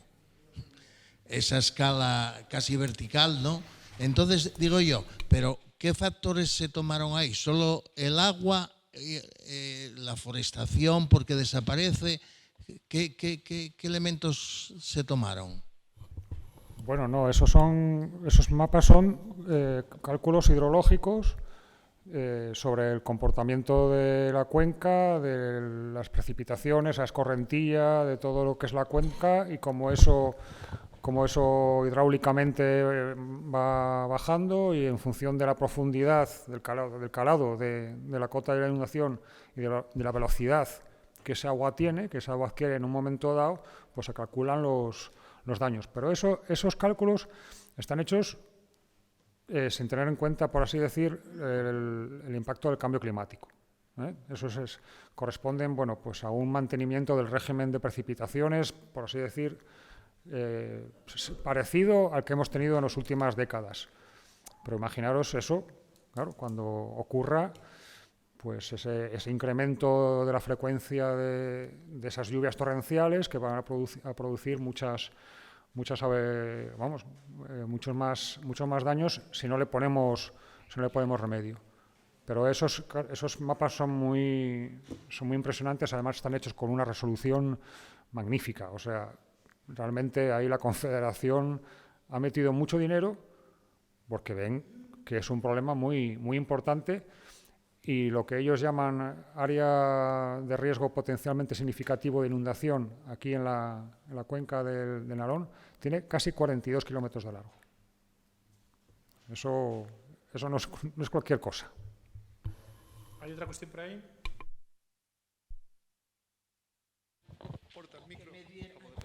Que me diera la palabra inmediatamente. Buenas tardes. Que me diera la palabra inmediatamente porque viene a colación precisamente con la pregunta que acaba de hacer. Vamos a ver.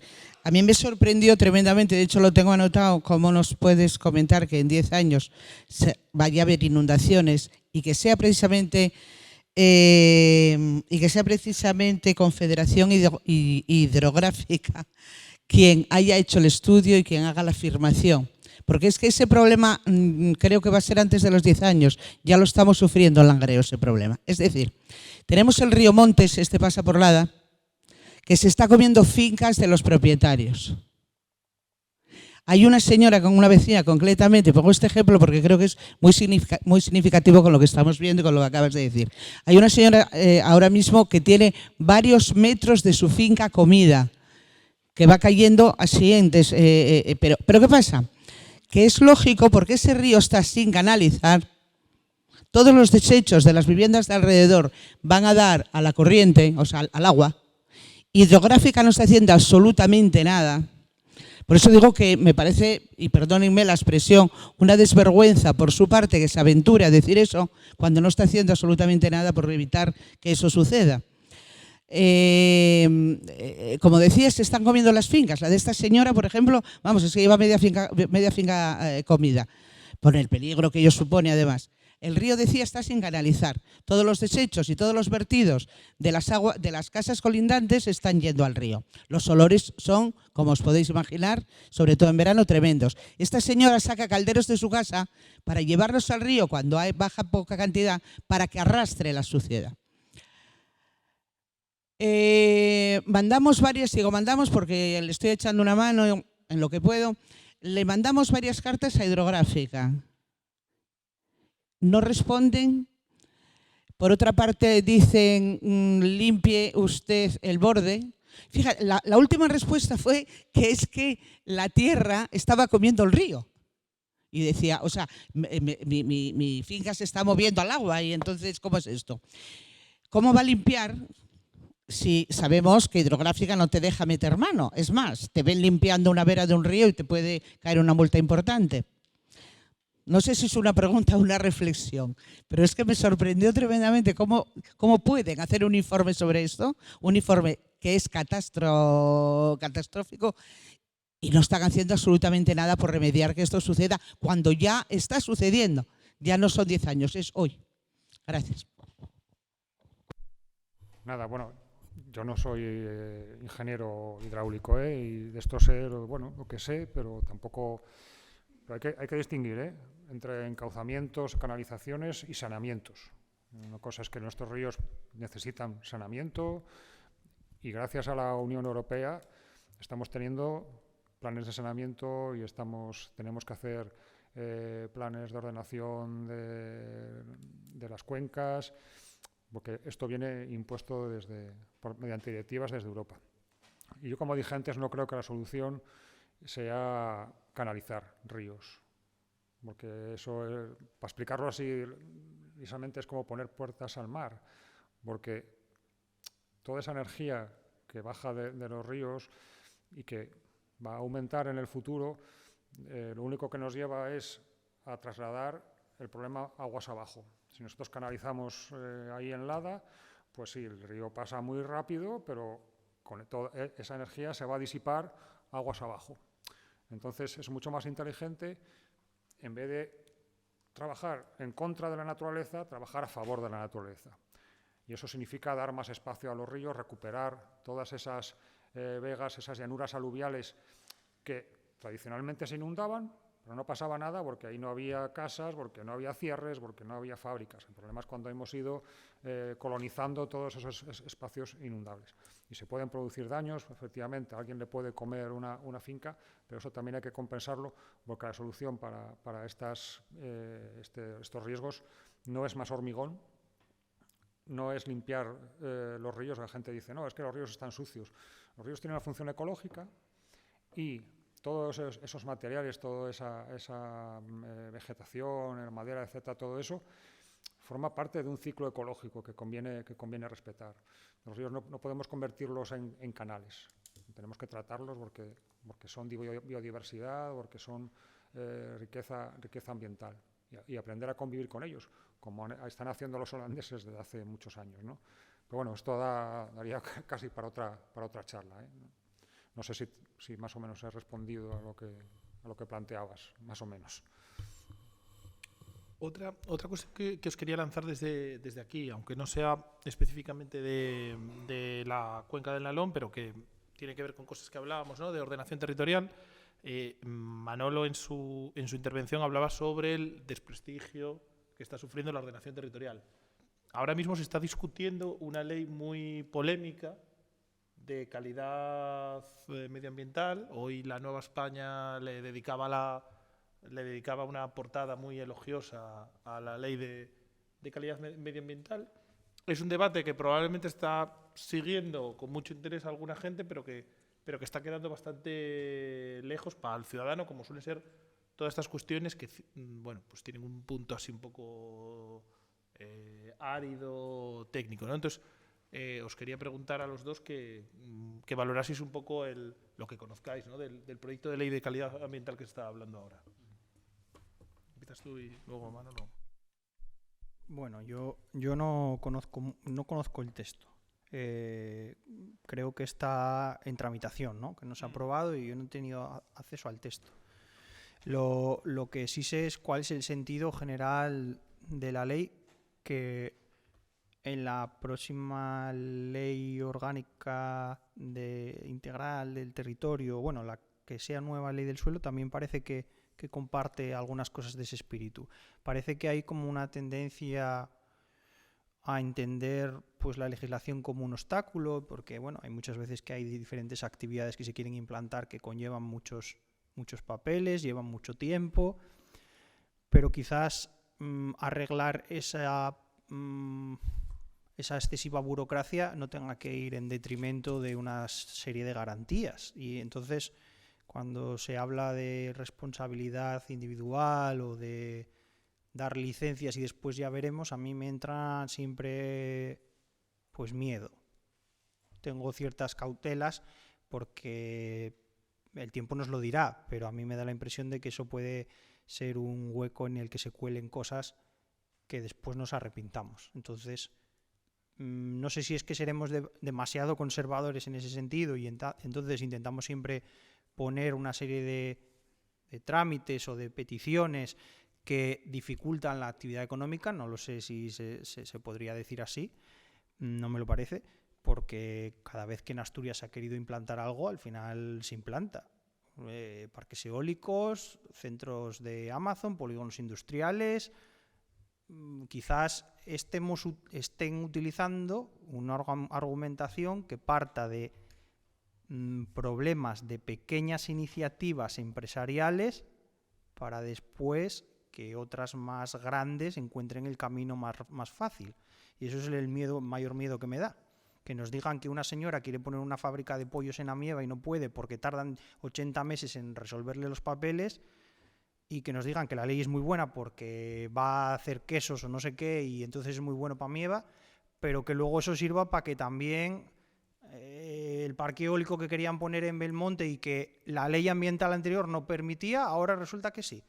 Entonces, bueno, no conozco el texto. Yo lo único que veo es que cuando se habla de petición de exclusivamente responsabilidad, eso puede tener resultados inesperados. Sí, yo también comparto un poco la opinión de Ícaro.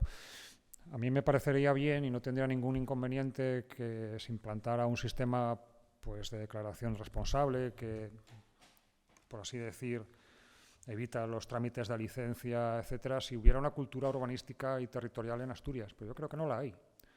Porque yo, que ya llevo unos cuantos años en esto, lo que veo es que tenemos la sensación de que en cualquier sitio se puede poner cualquier cosa.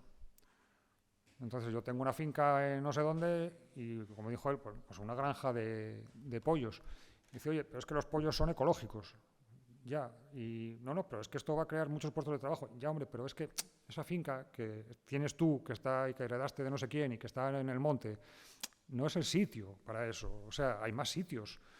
Entonces, hasta que cosas así tan sencillas como que no todo cabe en cualquier sitio y que hay que proteger algunos espacios y que tenemos sitio de sobra para implantar actividades económicas, etcétera, pero con un cierto orden, hasta que eso no cale un poco más en la sociedad, pues a mí me parece peligroso, porque las consecuencias luego a lo mejor son...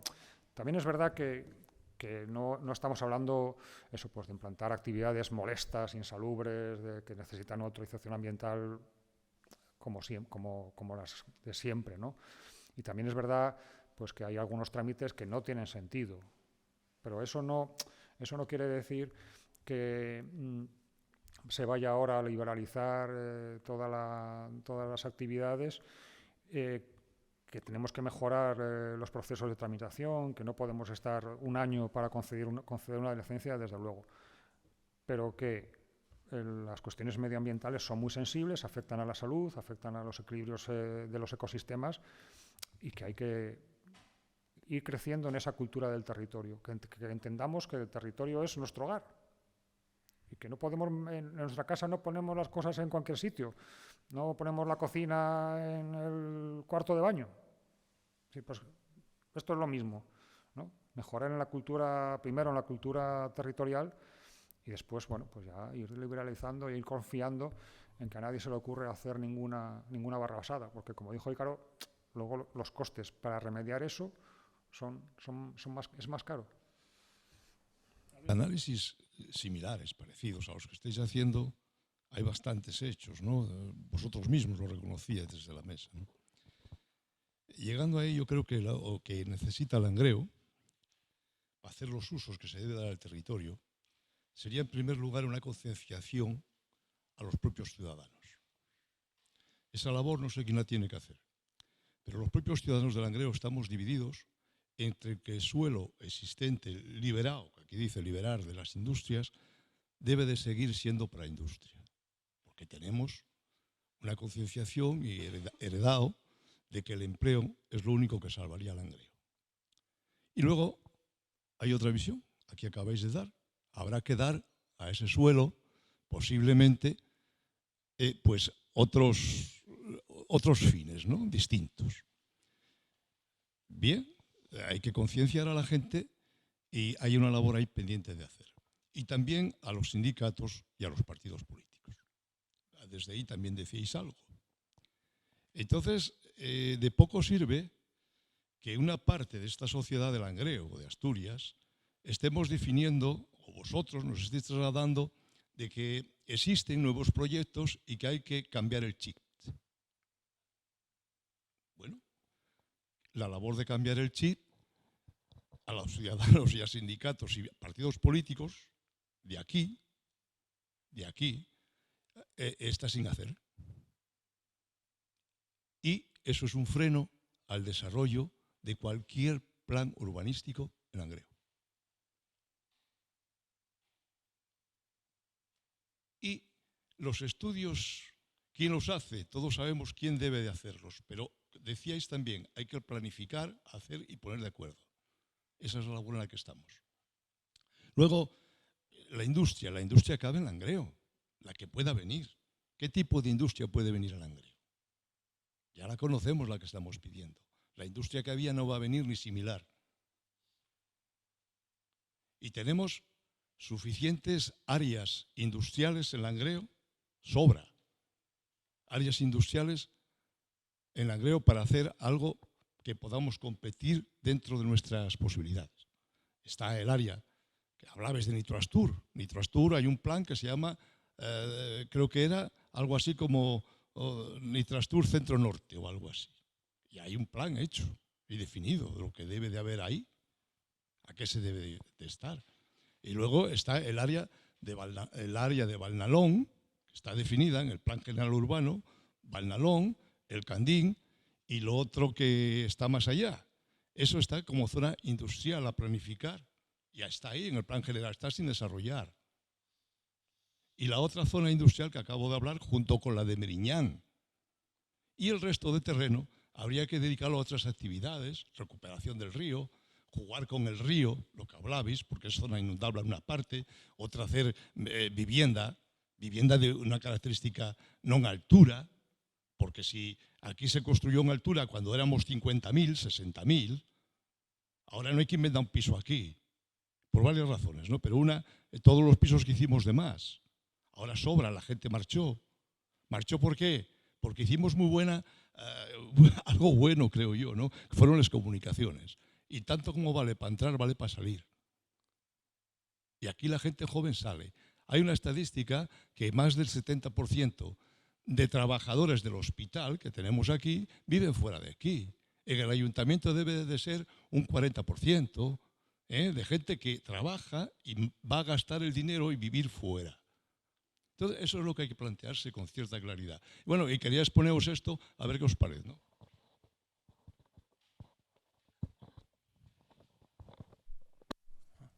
A mí... Espera, que hay otra...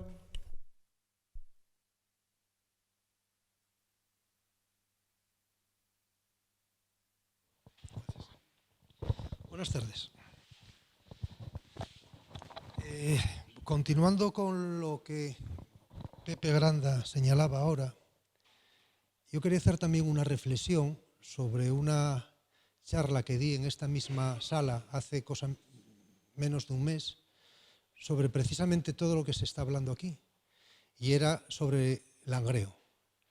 Yo creo que Langreo, con independencia de ese modelo territorial al que se refería Manolo, de esa falta de cultura del modelo territorial y de todas esas dificultades que vamos a tener en el momento que queramos hacer cualquier modificación del planeamiento sobre unos determinados terrenos para convertir un uso industrial en un uso de equipamiento o un uso de ocio o lo que sea, yo creo que se os está pasando por alto algo que es fundamental, que no necesita consenso, que no necesita inversión, que necesita únicamente el cumplimiento estricto de la ley, que no hay que hablar tampoco de sostenibilidad, ni de cambios climáticos, ni de reciclaje circular, ni de urbanismo de género, que es el agua y el jabón.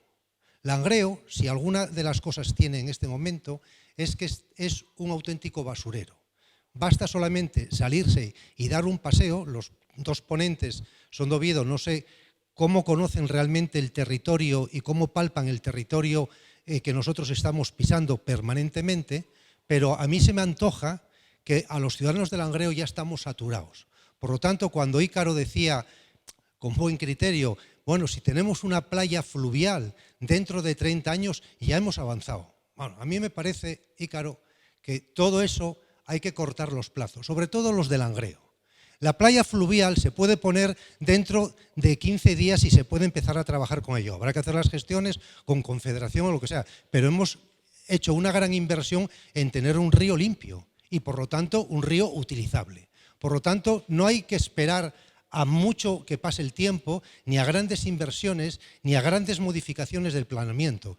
Los solares que se están quedando en Langreo ahora vacíos, no se está cumpliendo el Plan General de Ordenación Urbana porque se está echando espuma de poliuretano a las fachadas. Eso incide en el estado de ruina y en el estado de deterioro que presenta el casco urbano y, sin embargo, hay un claro incumplimiento del Plan General de Ordenación Urbana.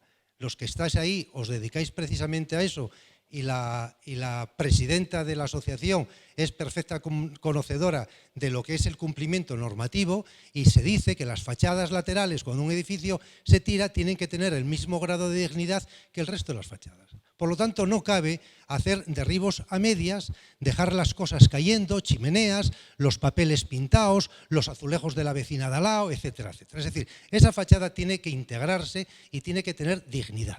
Y tenemos que empezar por ahí. Y tenemos que empezar limpiando las ciudades. No podemos tener un parque donde no haya césped, porque lo que tenemos es prado. O sea, ya los jardines han desaparecido. La falta de vigilancia en Langreo es total. Y esto lo saben muy bien los abuelos, que tienen que ir acompañando a los nietos porque hay algunas bandas que le roban el teléfono, que le quitan dinero, etcétera, etcétera. Es decir, que al final tenemos una sociedad que en definitiva es la que hemos construido nosotros, porque la sociedad civil a la que aludíais antes ha desaparecido. Y ha desaparecido porque, en buena parte, precisamente los grupos de poder se han encargado de que desapareciese.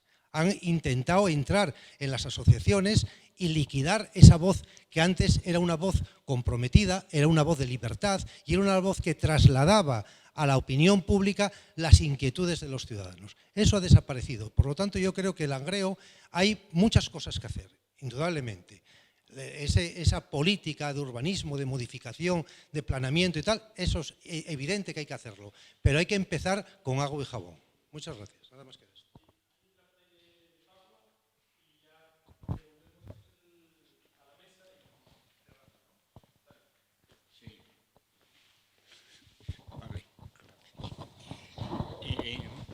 Vamos a ver. Bueno, felicitar a Manolo y a Ícaro por su intervención. Me pareció magnífica. Creo que apunta que habéis apuntado unos aspectos que me parecen centrales a la hora de definir esa hoja de ruta para abordar la regeneración del 25% del suelo urbano de los distritos de La Felguera, de Lada y de Barros. Entonces me parece fundamental las reflexiones que habéis hecho. Por otra parte, yo creo que lo que habéis planteado hoy aquí es continuidad de lo que el año pasado hablamos. Es decir, el año pasado estuvo aquí una profesora de la Universidad del País Vasco explicando el proceso de transformación urbana de Bilbao, ¿no? Y estuvo Noemí Fernández, ¿no?, que tiene una tesis doctoral sobre la recuperación de la cuenca del Ruhr con la mirada en las cuencas del Nalón y del Caudal, y que, digamos, a partir de entonces se ha hecho colaboradora y es, digamos, integrante de nuestra asociación, ¿no? Y estas personas coinciden en muchos aspectos con lo que vosotros decís. Primero, hay que tener una visión general. Hay que tener una visión general. ¿Para qué? Entre otras cosas, para evitar las ocurrencias. Hay muchas ocurrencias siempre en estos procesos. Tiene que ser un proceso lo más participativo y lo más democrático posible, tanto en el Ruhr como en Bilbao.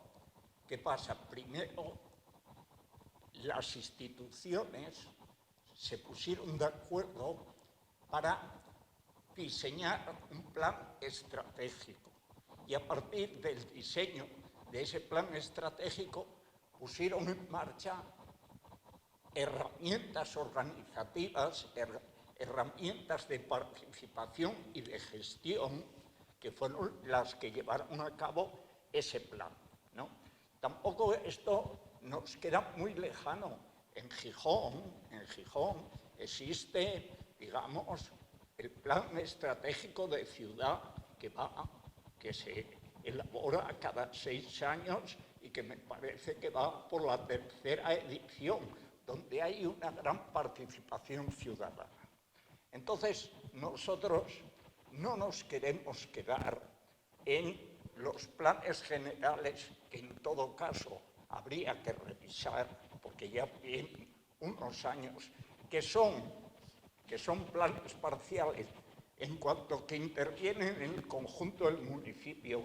Nosotros pensamos que hay que focalizar bien la actuación, que es en ese 25% de los distritos de La Felguera, Lada y Barros, y que ese proceso tiene que ser un proceso planificado y participado. Y en ese sentido, no me queda claro un poco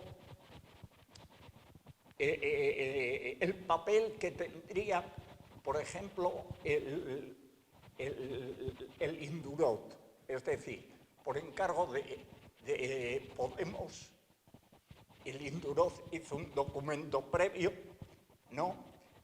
Podría, digamos, a instancias de las instituciones, por ejemplo, el Ayuntamiento de Langreo, hacer un plan más avanzado, el Indurot, digamos, una especie de propuesta base de plan estratégico. ¿Cómo lo veis vosotros eso?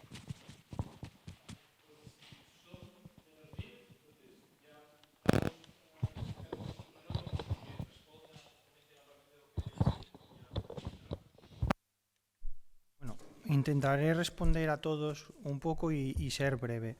En la primera intervención, creo que se llama Pepe Granda, ¿no? En esa dicotomía entre los que queréis qué hacer con el suelo, ¿no? Si usos dedicarlo a la industria o usos distintos. Bueno, quizás me centré mucho en el río y en la ribera del río, pero hay suelo suficiente para, y yo dije, que no sea monofuncional, que haya mezcla de actividades. Y yo cuando hablo de mezcla de actividades no digo industria directamente porque sé que aquí se va a asemejar a una gran industria, sino que estoy pensando en actividades productivas. Y unas de las que más éxito están teniendo en generación de empleo y de empresas son las que están asociadas en los parques científicos tecnológicos a nivel nacional. Aquí tenemos Valnalón. Bueno, pues ahí hay un germen del que aprovechar para fomentar en algunos de los espacios vacantes una especie de parque científico-tecnológico como el de Llanera o el de Gijón a escala más pequeña. Eso en cuanto a lo que dijo Pepe Granda, que quería decir. En cuanto a la siguiente intervención, sobre todo lo de los derribos y el incumplimiento, yo creo que ahí lo que pasa es que hace aguas la institución. Falta recursos, el dinero que se dedica al programa de derribos y al tratamiento es insuficiente, entonces ejecutan solo una parte. Y bueno, Langreo no viví aquí nunca, algo conozco, y a mí también me gustaría que los plazos de una playa fluvial fueran más cortos incluso de lo que yo dije, pero yo no es que lo desee así, sino que es lo que me temo, que es lo que vaya a tardar. Y en cuanto a la intervención de Pablo, muchas gracias por tus palabras, y también me alegro que Noemí colabore con vosotros porque es una de esas tesis que yo me leí cuando estudiaba hace mucho, y yo creo que el Indurot no es el agente adecuado para hacer un plan que vaya más allá de una propuesta o de un informe, aunque sea tirar piedras contra mi propio tejado y yo tendría que decir, sí, la universidad es capaz de hacer de todo. Yo creo que esto tiene que ser una empresa especializada, un equipo redactor que esté especializada en cosas urbanísticas. Y el Indurot es una institución académica que puede colaborar en ese informe, incluso podría montar un equipo, pero yo creo que no es la adecuada.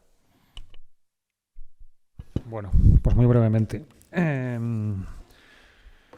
Sobre el